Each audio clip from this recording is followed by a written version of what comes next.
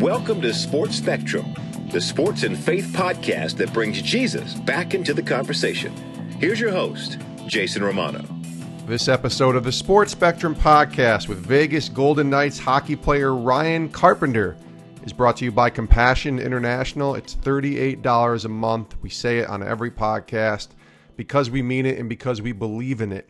Compassion International, they do a great job at connecting you and me to those in need, children in need. And for just $38 a month, you can release a child from poverty by working through Compassion. Go to compassion.com/sportspectrum, and that $38 gives them food, education, medical care, all done in the name of Jesus. It's the most important thing that I do every single year, in my opinion, with my money. $38, actually it's every single month. $38 a month, my wife, my daughter, myself, we sponsor a 13-year-old boy from Haiti, and we don't regret spending that money each month because we know where it's going and the difference that it's making. And you can make that difference as well. Go to compassion.com/sportspectrum, sponsor a child today.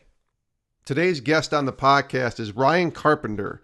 He plays hockey in the NHL for the Vegas Golden Knights, and we don't have a lot of hockey players on this podcast, and I'd like to actually have a lot more.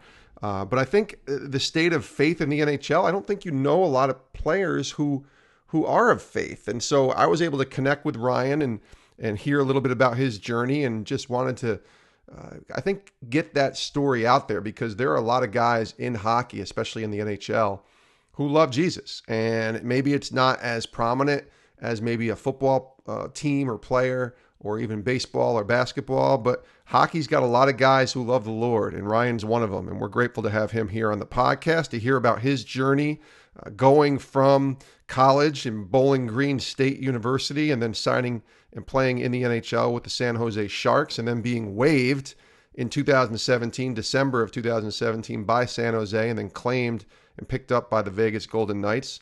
And little did he know that little did any of us know really, that the Vegas Golden Knights would go on this historic run as a expansion franchise. It was their first year in the NHL ever last year, and they made it all the way to the Stanley Cup Finals. An incredible story. Almost won the whole thing, losing in 5 games to the Washington Capitals. It was probably the craziest story that happened last year in the NHL was the Vegas Golden Knights run. Maybe even in sports, the Vegas Golden Knights run to the championship. And Ryan was a part of that. So on this episode of the podcast, I loved talking to Ryan, loved getting to know him, hearing about his journey and hearing about what it was like to be a part of that historic run in Las Vegas. So let's get right to it.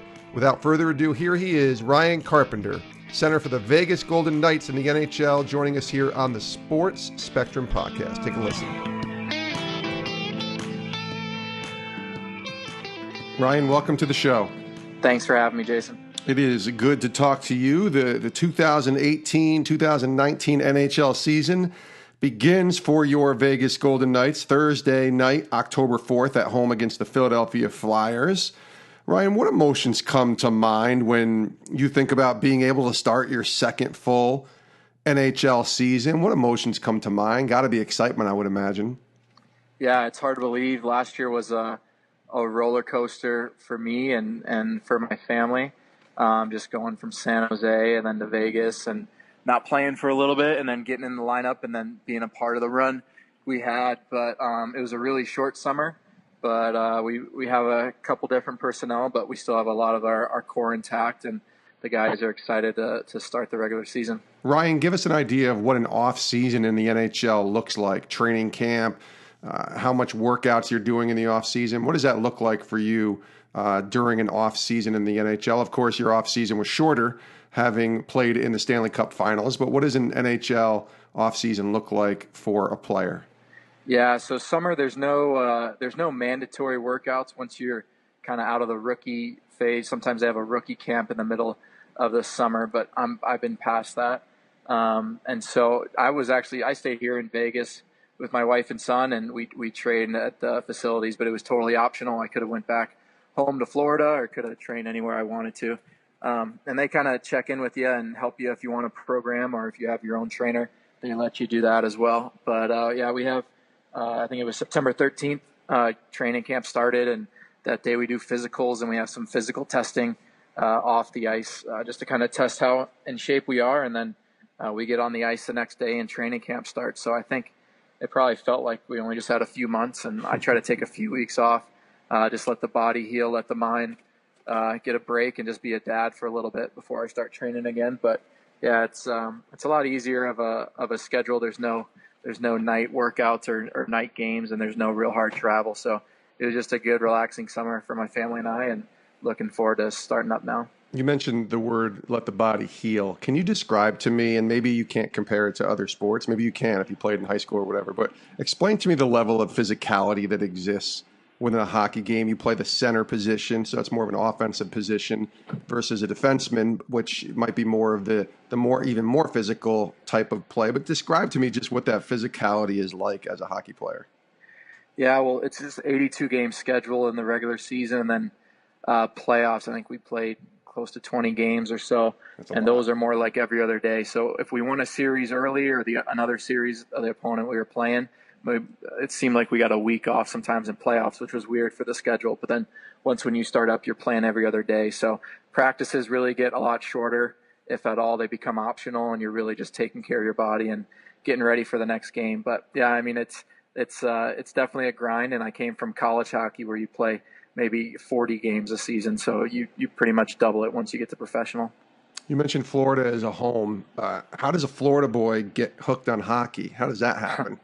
My dad's from Staten Island, New York, and he was a huge Rangers fan growing up. He never really played hockey, but he loved the Rangers. And I had older cousins that played roller hockey at the time, and so we'd always go up for Christmas up to New York, and we'd be in my grandparents' basement. I think I was 3 or 4 or 5 around that age, and I saw my cousins playing hockey, and I think I just joined in the basement, and that kind of started my love for it, and played roller hockey.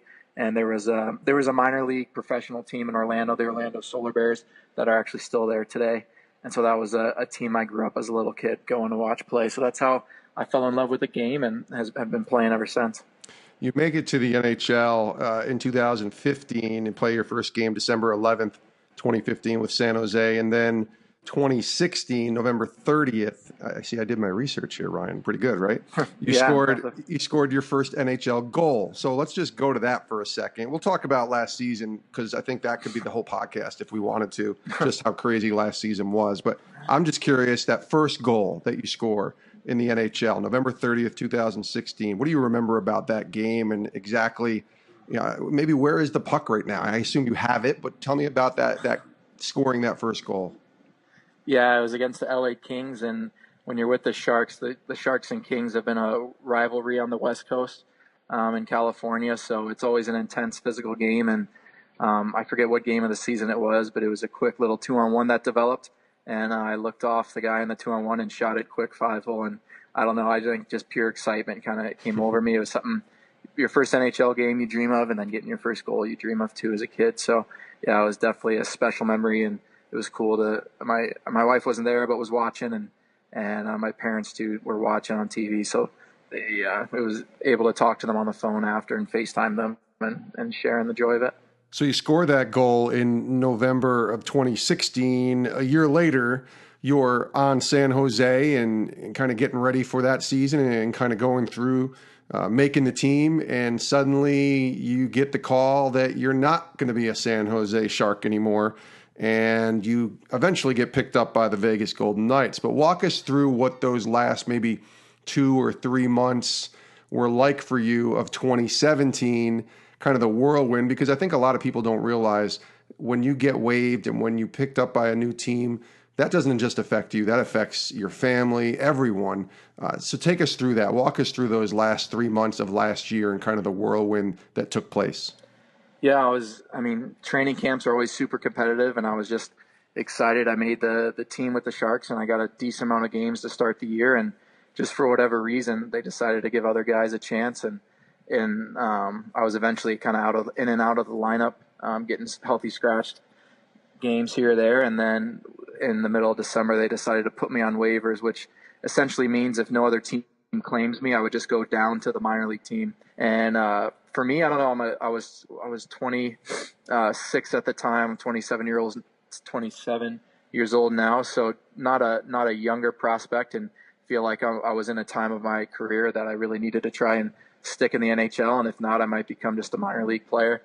And so when I got put on waivers, it was a shock, and there was a lot of emotions going and just thoughts going through my head and my wife's head. And when we loved it there in San Jose, and we're planning on staying there, and then it's just 24 hours where you have no idea what's going to happen. You just find out at 9 a.m. the next day. And so we kind of just felt helpless, my wife and I, and we prayed a simple prayer. I don't know if it was from a book we read. It was just simple. We just said, God, surprise us, because I really didn't even know what to pray for. And I don't know, we were just kind of in a place where we were really forced to go on our knees and trust in Jesus. And and he surprised us. I mean, I didn't think I would get picked up by Vegas, a team that had so much success, and came here. And then I probably didn't play for a few weeks and didn't really get into the lineup consistently until after a month and a half or so, and then kind of became a regular in the lineup and went on the run we did with the Vegas Knights. So God definitely did surprise Alexis and I, but in that moment it was just tough with my career, and at that time too, you wrestle with your identity, and you're striving to make it and achieve your dreams, but also just realizing that you're a Christian first before a hockey player, just trying to wrestle with that. So it was definitely a tough time, but looking back, we grew a lot from it. We'll talk about the Stanley Cup run in a minute, because I think that's a neat story there with the Vegas Golden Knights. But you mentioned about your faith. We haven't really talked about that much yet, Ryan. So it is a Faith in Sports podcast. So why don't you just take us through your faith journey a little bit, where that started, maybe at the moment you said yes to God and started walking with the Lord. Take us through that. Yeah, so my long story short, I just grew up in a home going to church every day. And I think I had a relationship with Jesus when I was younger. I was confirmed in a Lutheran church. But I really didn't understand what that looked like, and like the day to day. And I moved away from home when I was 16 years old to play hockey. And I think that's when I was kind of away from the protection of my parents and the rules and the values they had. And I think that's when I just started to look more and more like the world and the way I was living my life. And that kind of continued on. I was living this double life, you could say, where around my parents and church on Sunday, you wouldn't know. I just looked like everyone else and fit in and knew how to be a Christian. But then the rest of the week, it just Jesus didn't really apply to my life, and he wasn't a part of my life. And so just through this journey, I played junior hockey. So I was 19 and 20 years old before I went to college, and I was in Sioux City, Iowa, and we got into some trouble as a team. And I remember our coach challenging us to go to church. He figured we needed it. And so I kind of took that challenge, and that was, I think, the point in my journey where I wasn't going to church anymore because of my parents, but I was going to check it out for myself. And it was weird. Whatever the pastor was sharing that Sunday, it didn't matter what it was, but the Holy Spirit would just be convicting me of the sin in my life and that double life I was living and trying to hide and trying to mask. And so I would just feel this conviction every time I went, and for some reason I just kept going back. And it kind of led to me going my freshman year. I started going to a church and started going to a Bible study, and they had a fellowship of Christian athletes on campus too. And I think it was just a combination of having godly friends in my life and learning who Jesus was. And there was a moment in my freshman year where I'm talking to the pastor in the student union, and that same conviction I would get in church, I was starting to get then. And I just, in being a man, it's tough to show weakness, but I started kind of confessing to him my sin and stuff in my past that I just felt so ashamed of and so guilty for and so condemned for. And I was expecting him to be upset with me or surprised, and he wasn't. And he shared Jesus with me and the story of the gospel and how Jesus died and rose again. And I'd heard that so many times, but Christ's forgiveness and the hope of a new life with him, I finally understood that, and I believed that, and I wanted that. And from that day on, my freshman year, I was all in for him. Of course, there's been ups and downs. It's been a journey, but that's when God really changed my heart and gave me a new heart and desire to walk with him and to enjoy him. So yeah, God kind of changed my life my freshman year, in college, and then that's probably been 6-7 years since then. That was at Bowling Green State, right? That you went to for college? Yeah, Bowling Green State University. And so, because you're so young, I forget that in hockey, it's very common for a 15 and 16-year-old to go play juniors, right? Especially the elite players, to go move out of their house and kind of be on their own. That's awful young to sort of have life be thrown at you. It doesn't sometimes happen until 18, 19, 20 years old. Do you look back now and as that is a good thing, or is that something, obviously for your pro career, it's a good thing because you start out, as quickly as you can, or is there something that makes you think, wow, I was so young, just had no idea? Yeah, I mean, kind of a combination of both. I think I would totally do it again. And the way my parents raised me, I mean, they raised me to know Jesus and walk with Jesus. But at the end of the day, it was my decision. And so I had that great, I guess, foundation from home that always stood with me. And I think led to me coming back to Christ. But yeah, it's tough being 16 and having some freedom and not having mom and dad around and I don't know, not being part of a church, and a combination of all those things definitely make it tough. But again, to play hockey and then being in Florida too, it's not necessarily a hockey hotbed. And so I kind of knew at a younger age I'd have to go away if I wanted to play in college. That was my dream. And so it ended up working out. But yeah, it was definitely some tribulation along the way. We're talking to Ryan Carpenter here from the Vegas Golden Knights on the Sports Spectrum podcast. Ryan, that faith that you have, you get to pro hockey, we'll say, and then eventually the NHL, and suddenly, the grind, right? The long season, and it starts October 4th this year for you, and it goes, hopefully it'll go all the way back to June again, like last year. That's a long time to be playing hockey and being ingrained in your sport. So how do you stay grounded in the Lord during a long season like that? How do you incorporate your faith, sort of as a hockey player each day? What does that look like? Are there daily disciplines? Are there chapel? What does that look like for you? Yeah, it's like a little bit of all those things. For me, I'm like a morning person guy. If I have some Jesus time in the morning, whether that's just praying or reading my Bible, it seems to start my day right. And I just seem to stay connected with him and aware of him throughout the day when I'm playing and when I'm with my teammates or whatever, or with my wife and son. So that's what kind of works for me. I know everyone seems to be different.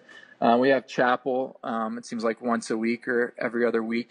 I'm involved. FCA Hockey has a cool ministry that we do kind of like Skype FaceTime calls. It's we use Zoom, and we're able to go through a book with other pro hockey players and just talk about what you're going through and the ups and downs of a season, and be praying for each other and encouraging each other.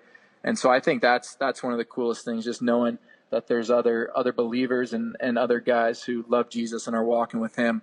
And I think just hearing stories and hearing guys be bold in their faith, or hearing guys even going through adversity, I think it strengthens each other. And that's been something that's really helped me in my pro career.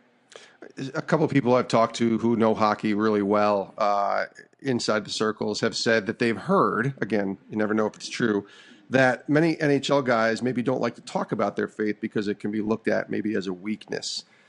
Is that something that you see or even have with conversations with other believers in the league? Is that something that might be prevalent? And if so, or if not, I should say, then what is the state of faith in the NHL? Yeah, the culture, I think it does seem a little different than other pro sports, with guys being outspoken about their relationship with Jesus. And it could just be where guys are raised, if they're raised more in the Bible Belt, or more. There's a lot of European and a lot of Canadian, so it just depends on a lot of times how guys are raised. But guys are definitely open to talking about what they believe, whether they believe in Christ or they have other thoughts. I feel like most guys are open to talking about it, unless if you're not forceful, if you're just having a conversation and don't have an agenda with them. Yeah. But yeah, it does seem it doesn't seem like there's as many Christian hockey players and guys who are outspoken about their faith as maybe compared to baseball or football. Is that just a perception, not a reality, in the sense of maybe from afar it looks that way, but you have this conversation, you're on this Zoom call, and you're still new. You're only playing in your second, full season, so maybe you can't even speak to too well of that just yet because you've only been in the league, a little over a year or so regularly. But is that something that maybe is just more of a perception but not reality when you see some of these guys that maybe they're not wearing Jesus shirts and wearing a Bible, and shaking a Bible in people's faces, but they are, rooted in their faith? No, yeah. I mean, even on our team, there's a few guys that definitely have faith and are definitely interested in growing in their relationship with Christ. So yeah, maybe it does just look a little different with guys not being as outspoken. But yeah, and again, what you said too about it looking as a weakness, I think I don't know if I've experienced that. I've heard of that before too, that it can be viewed as a weakness. But I just think there's so many people in the Bible that were just warriors and just men of character, but they just battled so hard. And so I don't really feel like I have to prove that wrong, but I think you can be a man of character, but a man that just goes to war every day and battles. There's something that's good and competing and working hard, and that's honorable. And I think it seems like even there's a lot of tough guys in the league that actually there's more of those kind of guys, the guys that fight and the guys that are the tougher guys in the NHL that actually have faith. So you would think maybe it'd be the opposite, but the guys who are the toughest actually do love Jesus. And you had to be careful too. You can't come in sort of a new player, especially if you get waived and picked up, and we're going to talk about that story in a second, with the Vegas Golden Knights. Like, you can't come in there and just be like, all right, let's go. Who wants to hear about Jesus? Like, you have to kind of acclimate yourself and get to know the guys a little bit. I would assume that's how it looked like for you, right? And you got to know the time and the place to even be a little open about your faith, because you're in a brand new culture, in a brand new place. Yeah, whenever you're part of a brand new team and guys are established, there's like a balance, right? You don't want to just do things just to fit in, and you want to be bold, but you also want to be respectful. Yeah. And you want Jesus to lead you in those situations. But yeah, I think guys know where I stand on a lot of things. And I think outside the rink, the more you just hang out with guys and you go to dinner on the road and you're on the planes, I think just talking about life and talking and relating to guys, I think it just naturally will come up in conversations, and that's when it's cool to talk about it. But yeah, being a new guy, sometimes it can be intimidating, and even if you're not playing, I know sometimes I struggle just to be a little quieter and not get in guys' ways if I wasn't in the lineup. Well, plus, I guess I was just thinking about this as I'm saying it. When you go to Vegas, that's a brand new team too. So there's guys there, even though they have been there 3-4 months, that it's still brand new. It was an expansion team last year. So the whole idea of whatever Las Vegas hockey is in the NHL was still being sort of cultivated and put together as you're arriving there. So let's take that sort of, let's turn the page to that. And you arrive in Vegas. You said it took you about a month or so to really get into the lineup, a few weeks to get playing. And then the improbable happens. And it's, like I said, an expansion team that goes on a run all the way to the Stanley Cup Finals. So tell me about what that experience was like, and maybe just when you started noticing that something good was happening, something special, I say even better than good, was happening from last year.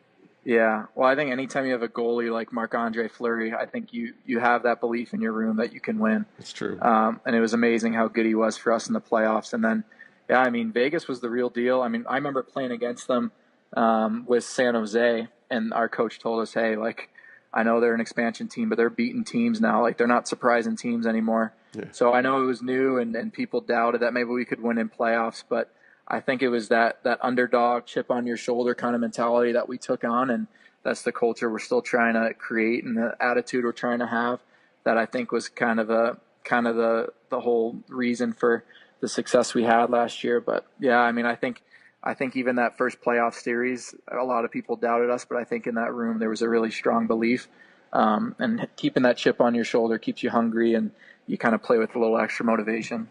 So it's the first time you're playing in the Stanley Cup playoffs and then eventually the finals. And everybody says, even the casual sports fan will say, it's must-see TV. And it really is, because every game means so much. Did you feel that as a player, that every game it just meant so much, and the pressure to win in the playoffs is much different than the regular season? Did you feel that? Yeah, and I think it was different on our team. I mean, we really, on the outside, there was no expectations of us, and so it seemed like there was no pressure. And I think our coach, just being the leader of our team, did a really good job of just getting that message across, like, hey, guys, it's just another game, rather than being tense or being uptight or overthinking the situation. So I think we respected our opponents, but just stuck to our game and didn't overcomplicate it. But, yeah, you could feel the intensity in the games, the physicality, and just playing in a series, 7 games or possibly 7 games against an opponent. It's easy to beat a team once, but tough to beat them 4 times in a series. Yeah, and you saw that, obviously. You get to the Stanley Cup Finals, an improbable run, and fall a little short, losing to the Capitals in 5 games. But just describe for us that experience, right? Playing in the championship of all championships, right? Like, if you're a hockey player, that's where you want to be, in the Stanley Cup Finals, and you're there in your first full season. What was that like? The pressure, the atmosphere, all of it? Yeah, it was amazing. It was my memory of it now is losing and just being competitive. I just can't stand to lose. I love to win, and I understand. And so that always makes it tough losing. But hats off to the Capitals; they deserved it. And yeah, I mean, it was a heck of an experience, special for me and for my family. And when you go on a run like that, there's just a bond with your teammates and just that unity among the guys. And again, that hunger, I guess, to go back and get there again, but have a different result. So, yeah, it was special and would love to be back there again. It just shows how hard it is to win a title, right? I mean, the Capitals, for Ovi and those guys, like, it took them forever. And it just shows you how difficult. I mean, you walk through that, right? So it's a sign, because you won game 1 and then didn't win another. That's so difficult to win a title, isn't it? Yeah, it is. And there's so much momentum that happens in a series and so much that goes into it. And sometimes series are a lot closer than what they seem to. I mean, hockey's a game of inches, and sometimes the bounces go your way and other times they don't. Or just sometimes you're capitalizing on your chances and other times you're not. So you got to get hot at the right time, and we seemed to kind of cool off at the wrong time. But it was still a heck of a run, and yeah, Stanley Cup playoffs are awesome. It's an absolute battle. Well, like you said, I mean, 3 of your 4 losses in the finals were by 1 goal, 2 goals, and 1 goal. So, I mean, it's a lot like baseball in that sense too. When you lose, you give up 1 run or a goal, and that could mean the difference later on. And then, you lose in 5 games, but really that series is a close series. So if you watch the whole series, this wasn't, just the Capitals rolling over the Golden Knights. This was actually a really good series. I don't want to spend too much more time on it. I completely understand. It's a sour taste in your mouth, and that's why we're excited for the 2018-2019 season, Ryan. Let me just close it with a couple sort of rapid-fire fun questions for you, some on the ice and a few maybe related to your faith. So let's start with on the ice, that wow, welcome to the NHL moment for you. Do you remember that? Whether it was, you were on the ice against one of the legends of the game, or somebody hits you and you're like, okay, this is a little different, or it was travel or riding on a team plane. What was it, which was for you that sort of, oh my gosh, welcome to the NHL, I'm here? I don't know if there was any one moment. I think playing against certain stars, or even playing with guys that you grew up watching with the Sharks, it was Joe Thornton, and even guys like Burns and Pavelski. These guys are big names in hockey, super successful careers. And to be on a team with them, in the locker room with them, it's you're kind of in awe at first. You don't really want to be. You want to keep playing your game, but you respect those guys and just see how hard they work. It's truly amazing. What's your favorite moment as a hockey player? Could be college, pro, even juniors. What's your favorite moment? Favorite moment? I'm trying to think. Favorite moment? I don't know, probably this year, just the run we went on. I don't know if there's any one game or one play, but just this whole season we went on. I could have never imagined it when I came, and it was truly special. Okay, a couple of faith-related questions to close here. The Bible verse that you cling to. I know on your Instagram page you have Romans 5:8. Maybe that's the answer, but what is maybe a life verse or a Bible verse that you kind of cling to and you keep close to you? Yeah, I love that verse. I love in Matthew 6, it says, "Seek first the kingdom of God and his righteousness, and all these things will be added to you." I think in a time like training camp, and it's competitive, I think I can start worrying about what's going to happen, or even my contract's up in another year and I can start thinking about that. But just it keeps me grounded to seek Jesus and seek his kingdom, and seek just trying to keep impacting lives with the platform he's given my wife and I, and then he'll be faithful and he'll take care he'll have us where we need to be. All right, last question. What is the Lord teaching you right now? What are you learning from God? The season you're in, season of life that you're in. You're a dad to a 15-month-old boy, little Bo, married to Alexis. You're getting ready for your second full NHL season. What have you been learning from the Lord during this time of life? I don't know. When I'm being married and now having a kid, I realize how much more selfish I am, which is like the negative. And then I think I just realize how good God is to me, just how faithful he is to me. In Philippians 1:6, it says, "He who started a good work in you will bring it to completion upon the day of Christ." And that just reminds me that God not only saves me, but he's going to keep changing me into his image every day. And he's not going to give up on me. And so those days where I feel like I've completely blown it, whether being a dad or a husband or in hockey, whatever it may be, I just know God's grace is enough, but he's just going to keep changing me, and he's not letting go of me. He is Ryan Carpenter, Vegas Golden Knights center. The season kicks off Thursday, October 4th, the NHL season, 2018-2019 season. The Golden Knights trying to get back to the Stanley Cup Finals and maybe win it this year. So we'll be rooting for Ryan and his team and watching him the rest of the year, and just appreciate you, Ryan, for joining us here on the podcast. Maybe we'll get you back in the playoffs if you guys make it and get on that run, and hopefully make a great run towards the Stanley Cup next year. Thanks for joining us, and we'll talk to you soon. Thanks, Jason. Thanks for having me on. And we do thank Ryan Carpenter for joining us here on the Sports Spectrum podcast. Ryan, a part of the Vegas Golden Knights, and the NHL season kicks off tomorrow night, October 4th, for the Vegas Golden Knights. They're at home against the Philadelphia Flyers. If you find yourself near Las Vegas, from what I hear, it is an awesome experience to go see a hockey game in Vegas and see those Golden Knights play. So make sure you check that out. We're also thankful to Ryan for just being open and transparent about his faith and about his journey through faith in the Lord and kind of accepting Christ as his Savior, and wish him nothing but the best as he goes into his second full season in the NHL this year with the Vegas Golden Knights. We thank Ryan for joining us here on the podcast. We also thank Compassion International for sponsoring this podcast. Just the work that they do is so important. We're talking about every child being discipled in the Word of God, and over 150,000 children coming to know and follow Christ in the last year alone because of the work being done by Compassion International, and the impact that you can make on a child's life by sponsoring them. You sponsor a child for $38 a month, the most trusted child development ministry in the world. That's Compassion. And you provide a child what they need, the basic essentials: education, medical care, food, vocational training as they get older, and the opportunity to know Christ. Make a difference right now. Go to compassion.com/sportspectrum, compassion.com/sportspectrum, and sponsor a child today. Thanks for listening to this episode of the podcast. Reach us on Twitter, Instagram, Facebook, all the social medias. Of course, we'd love to have you take a screenshot of this podcast and share it on Facebook, Instagram, Twitter, wherever you think you'd like to share it in your circle of influence on social media. We'd also love for you to leave a review on Apple iTunes Podcast. Just go to the Apple iTunes app, click on Sports Spectrum in the area where it says leave a review. Just click that and leave a review for the podcast. Whatever you think, if it's good, bad, indifferent, we'd love to have you review the podcast and let people know what you think of the stories that we're bringing you on the intersection of sports and faith.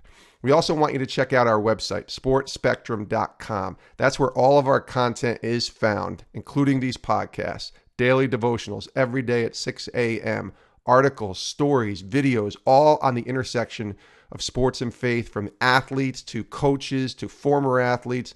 Recently, we even did a story on a young 13-year-old boy who's in middle school, takes his Bible to school every day, and every Wednesday leads a Bible study at his middle school in the morning before classes start. 13 years old, making an impact for the kingdom. That's the stories that we love to bring here at Sports Spectrum. Check them all out, sportspectrum.com. You can also subscribe to our magazine. It's just $18 for an entire year. Really a great deal.